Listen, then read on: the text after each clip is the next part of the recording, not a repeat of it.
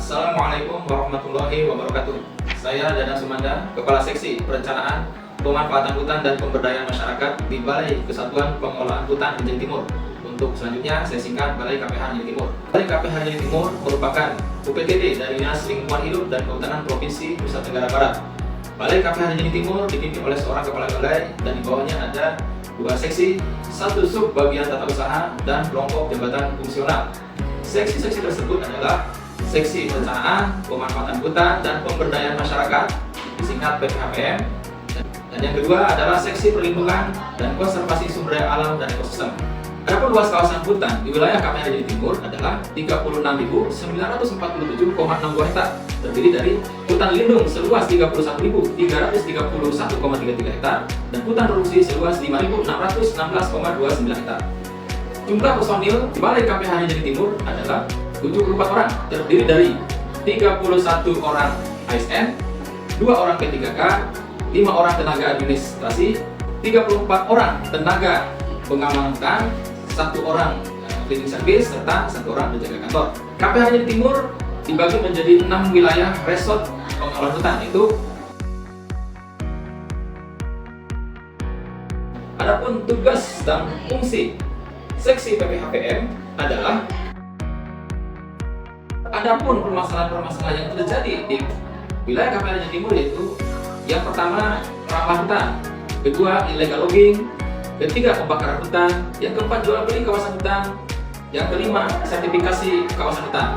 Yang akan dibahas di sini adalah perambahan hutan dan proses penyelesaiannya. Kenapa memilih ini? Karena menyangkut area yang luas dan jumlah masyarakat yang banyak, yang jumlahnya bisa mencapai ribuan orang. Penyelesaian perambahan hutan meliputi 2 cara, yaitu melalui program hutan sosial dan yang kedua penegakan hukum. Perambahan yang terjadi di kawasan hutan di wilayah KPH Anjing Timur sudah berlangsung lama. Jauh sebelum organisasi KPH terbentuk, perambahan yang sudah berlangsung lama ini tentunya harus diselesaikan.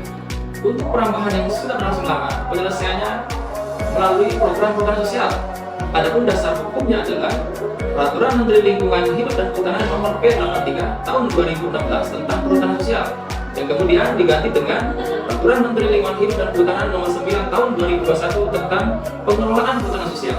Sedangkan untuk perambahan baru, penyelesaiannya melalui penegakan hukum. Jadi intinya tidak boleh ada perambahan baru. Menurut Permen LHK Nomor 9 Tahun 2021, Perhutanan Sosial adalah sistem pengelolaan hutan lestari yang dilaksanakan dalam kawasan hutan negara atau hutan hak atau hutan adat. Pengelolaannya dilakukan oleh masyarakat setempat atau masyarakat hukum adat sebagai pelaku utama dengan tujuan meningkatkan kesejahteraan mereka, menjaga keseimbangan lingkungan dan mendukung dinamika sosial budaya.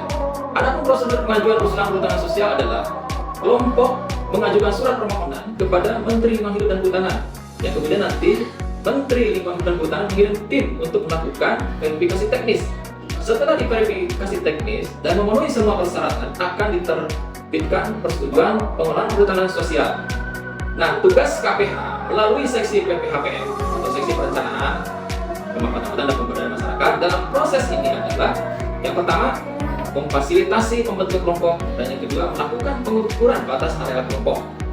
Nah, setelah SK persetujuan pengelolaan perhutanan sosial terbit, tugas KPH tersebut dalam hal ini tentunya melalui seksi PPHPM adalah yang pertama terkait dengan kelola kelembagaan.